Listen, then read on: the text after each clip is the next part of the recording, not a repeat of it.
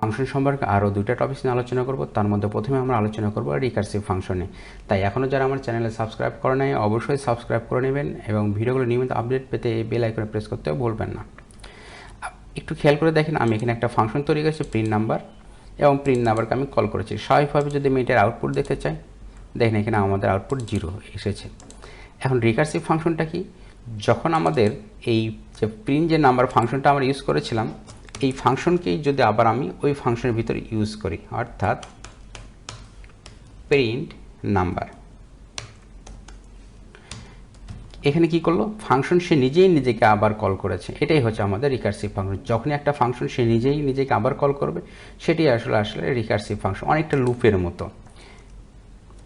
তাহলে আমি একটু মনে করেন 0 থেকে আমি 50 পর্যন্ত নাম্বার প্রিন্ট করব, যেটা আমি রিকার্সিভ ফাংশন ইউজ করে কিন্তু আমরা করতে পারি। তাহলে এখানে একটা কন্ডিশন আমাকে দিয়ে দিতে হবে যে কতক্ষণ পর্যন্ত আমি নাম্বারটাকে প্রিন্ট করতে চাচ্ছি, 50 পর্যন্ত। তাহলে লেস দেন 50, অর্থাৎ যতক্ষণ পর্যন্ত 50-এর ছোটো হবে ততক্ষণ পর্যন্ত আসলে সে কী করবে, এই ফাংশনকে সে আবার কল করবে, অর্থাৎ প্রিন্ট নাম্বারকে সে আবার কল করবে। একটু খেয়াল করে দেখেন, এখানে আমরা কী করলাম যে নাম্বার ভেরিয়েবলটার ভ্যালু যতক্ষণ পর্যন্ত 50-এর নিচে হবে ততক্ষণ পর্যন্ত সে কী করবে, আবার প্রিন্ট নাম্বারকে সে কল করবে। তাহলে এইখানে আমি মনে করেন আমি এক এক করে বাড়িয়ে দিলাম প্যারামিটারে। তাহলে এখানে কি করবে একটু খেয়াল করে দেখেন, প্রথমে আমার এখানে আসলো 0, আমরা যেহেতু 0কে আমরা এখানে আর্গুমেন্ট হিসেবে পাস করেছি, তাহলে এখানে প্রথমে আসবে আমাদের কত 0, তাহলে প্রথমে এখানে প্রিন্ট করবে কত 0। এবার সে কন্ডিশন চেক করবে 0 কি 50-এর চেয়ে ছোটো, হ্যাঁ 0 তো অবশ্যই 50-এর ছোটো। তাহলে সে কী করবে, আবার এই ফাংশনকে কল করবে। ফাংশন কল করার সময় সে আর্গুমেন্ট হিসেবে কি পাস করতেছে, আগে ছিল 0, এর সঙ্গে 1 যোগ হয়ে তাহলে কত আসলো 1, অর্থাৎ এইখানে আসলো আমাদের 1।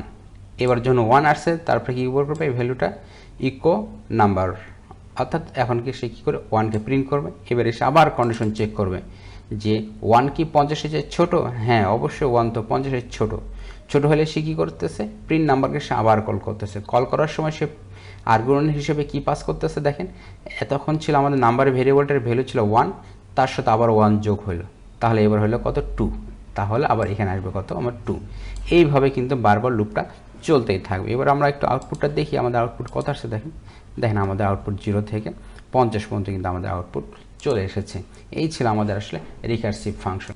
তাহলে সহজ কথা যদি বলতে যাই যে রিকার্সিভ ফাংশন কি, যখন একটা ফাংশন কোনো একটা কন্ডিশনে সে নিজেই নিজেকে আবার কল করবে, সেটি হচ্ছে আসলে রিকার্সিভ ফাংশন। অর্থাৎ ফাংশন যখনই সে নিজেই নিজেকে কল করতেছে তখনই এটা আসলে রিকার্সিভ ফাংশন। এই ছিল আমাদের রিকার্সিভ ফাংশন। আশা করি সবাই বুঝতে পেরেছেন। এবার আমি আরেকটা টপিক নিয়ে আলোচনা করব। যখন আমরা ফাংশন লিখতেছি, খেয়াল করে দেখেন আমি আরেকটা পেজ তৈরি করেছি।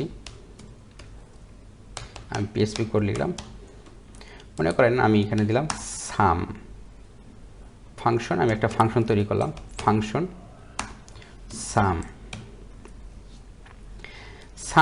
একটা ফাংশন থাকলো, এখানে একটা প্যারামিটার নিলাম, মনে করেন যে নাম্বার। এবার আমি সাম ফাংশনকে কল করব, সাম। এখানে প্যারামিটার আমি দিয়ে দিলাম 1। এইটাকে যদি আমরা ইকো করি, ইকো $1, সরি আচ্ছা আমি দুইটা নাম্বার দেই, নাম্বার নাম 1, নাম 2, দুইটা প্যারামিটার নিলাম, তাহলে 1, 2। এবার যদি আমি এই দুটাকে যোগ করি,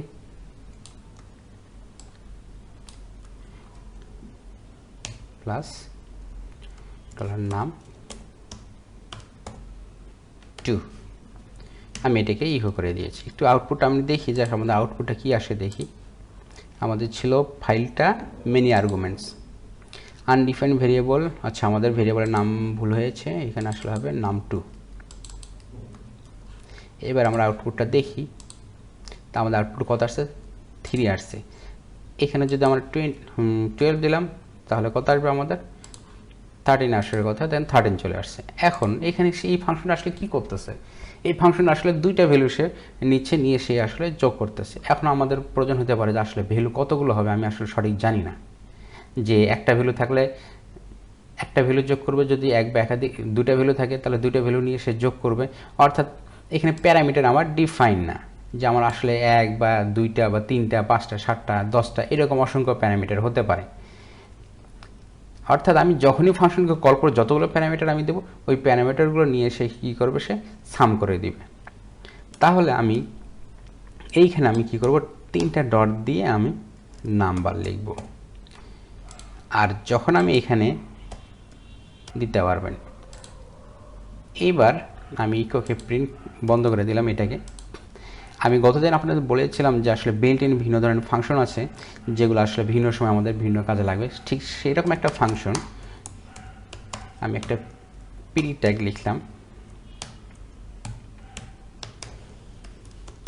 প্রিন্ট। আর প্রিন্ট আর একটা ফাংশন, বিল্ট ইন ফাংশন, সে কী করবে, যে সে অ্যারেকে প্রিন্ট করে। অর্থাৎ অ্যারে জাতীয় ভ্যালুগুলোকে প্রিন্ট করার জন্য আমাদের প্রিন্টার ফাংশন ইউজ করতে হয়। তো অ্যারে কী জিনিস এটা আমরা পরে আলোচনা করব, এর পরের ভিডিওগুলোতে আমাদের অ্যারে সম্পর্কে আলোচনা করব। জাস্ট এতটুকুই বোঝেন যে আমি আসলে প্যারামিটারে কী ভ্যালু পাস করেছি, আমি আসলে সেটা এখানে প্রিন্টারের মাধ্যমে দেখতে যাচ্ছি। আপনি ভুলে যান যে অ্যারে কী। জাস্ট এতটুকু মনে রাখেন যে আমি আসলে ফাংশনে আর্গুমেন্ট যেগুলো পাস করেছি, এইখানে আসলে কি কি আর্গুমেন্ট আছে। এবার আমরা আউটপুটটা দেখি। দেখেন, খেয়াল করে দেখেন, আমাদের আমি প্যারা 1 12 10 2 এখানে দেখেন ঠিক ওইগুলোই কিন্তু আছে। এখানে যদি আমি আরও বাড়িয়ে দেই 2 3 8, এভাবে কিন্তু আমি আরও বাড়িয়ে দিতে পারি। দেখেন এইভাবে আপনি যত ইচ্ছা কিন্তু এবারে আপনি ইউজ করতে পারবেন। তাহলে আমরা কি করলাম, যে এই 3টা ডটের মাধ্যমে আসলে ফাংশনটার যে আর্গুমেন্ট ছিল সেটাকে আমরা আনলিমিটেড আর্গুমেন্টে পরিণত করলাম। অর্থাৎ আপনি যখন দেখবেন যে আসলে আপনার প্যারামিটার বা কতগুলো হবে আপনি আসলে সেটা সঠিক জানেন না, এটা আসলে ফুললি ডিপেন্ড করতেছে ইউজারের উপর, সেই ক্ষেত্রে আপনারা এই কাজগুলো করতে পারেন। যে আপনি প্যারামিটার যদি আপনার ডিফাইন করা না থাকে যে কতগুলো হবে, তাহলে আপনার এই সাইনটি ইউজ করে আপনার আনলিমিটেড আর্গুমেন্ট নিয়ে কাজ করতে পারবেন। তাহলে আমি যদি আমি এটাকে সাম করতে চাই, প্রিন্টার দেখলাম, অ্যারে সাম নামে একটা ফাংশন আছে, সে কি করবে, আপনার অ্যারেতে যা পাবে সেটাকে সে রিটার্ন করবে। আমি এটাকে ইকো করে দিলাম। দেখেন এবার শুনুন, তাহলে আমি একটু যোগ করে দিই, 12 1 13, 13 10 23, 23 আর 2 25, 27, 30, 34। আসলে আমাদের আউটপুট আসলে কত 34। দেখেন আমাদের আউটপুট কত আসছে, 34। এইভাবে আপনারা আপনাদের ফাংশনকে আপনাদের চাহিদা মতো আপনারা ইউজ করতে পারেন। জাস্ট এই 3টা ডট চিহ্ন দিলেই আপনাদের কি হয়ে যাবে, অ্যালগরিদম হিসেবে আপনি আনলিমিটেড আর্গুমেন্ট পাস করতে পারবেন। অর্থাৎ এখানে যত আর্গুমেন্ট পাস করবেন সব কিন্তু আপনার এই নামের ভিতরে চলে আসবে। এখানে একটা অ্যারে এডিট আসবে। অ্যারে কি এটা আমরা বলছি যে এটা আমরা পরের লেকচারে আলোচনা করব। আজ এতটুকুই, যে আসলে যখন আপনি মাল্টিপল আর্গুমেন্ট যখন একটা ফাংশনে পাস করতেছেন, তখন যদি 3টা ডট চিহ্ন ইউজ করেন তাহলে কি করবে, এই ভেরিয়েবলের ভিতর আপনি পেয়ে যাবেন অ্যারের আকারে। আর আমরা তারপরে কি করেছি, ওই অ্যারের যে ভ্যালুগুলো সেগুলো সাম করার জন্য অ্যারে সাম নামে আমাদের একটা বিল্ট ইন ফাংশন রয়েছে। সেই ফাংশন দিয়ে আমরা কি করেছি, অ্যারেগুলোর যে ভ্যালুগুলো ছিল সেগুলো আমরা সাম করে আমরা প্রিন্ট করেছি। এখন মনে করেন যে আপনার হয়তো এরকম হতে পারে যে 2টা প্যারামিটার ফিক্সড, কিন্তু বাকিগুলো কি হবে এটা আপনি জানেন না। মনে করেন এরকম ডলার নাম্বার নাম 1, ডলার নাম 2, তারপর থার্ড যে প্যারামিটার আমি দিয়ে দিলাম এখানে নাম্বার। এবার যদি আমি এইখানে প্রিন্ট আউট করি, প্রিন্ট আউট করলে কি হয়, আমার এখানে যে যে ভ্যালুগুলো পাস করেছি সেগুলো আমরা অ্যারে আকারে এখানে দেখতে পারবো। আমি দিলাম প্রিন্টার সাম নাম। দেখেন একটু যে আসলে কী ঘটনাটা ঘটে। প্রিন্টার বানানটা ভুল, এখানে হবে ছিল প্রিন্টার।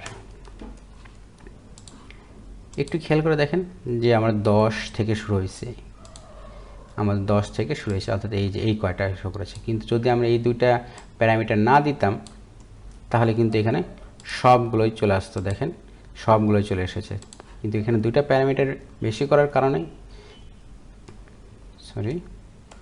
2টা প্যারামিটার বেশি করার কারণে এইখানে আমাদের আসলে এই দুইটা বাদে যে ভ্যালুগুলো ছিল সেগুলো আমরা এটা এই নামের ভিতরে চলে আসছে। তাহলে এখানকার সিকোয়েন্সটা কী হবে, প্রথম যে আমরা আর্গুমেন্ট ইউজ করেছি 1, এটা আসলে এই নাম্বার 1 যে প্যারামিটার এর জন্য কাজ করবে। তারপর দ্বিতীয় যে আর্গুমেন্টে আছে সেটি নাম 2 এর জন্য কাজ করবে। তারপরে যতগুলো আছে অর্থাৎ 10 থেকে শুরু করে বাকি যতগুলো থাকবে সবগুলো কি হবে, এই ভেরিয়েবলে এগুলো চলে আসবে, অর্থাৎ এই প্যারামিটারটা আপনি এখানে অ্যাক্সেস করতে পারবেন।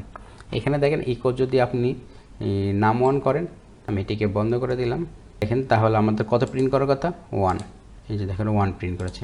আবার যদি এখানে 2 দেন, 2 এ কত আছে 12, তাহলে 12 প্রিন্ট করার কথা, এই যে 12।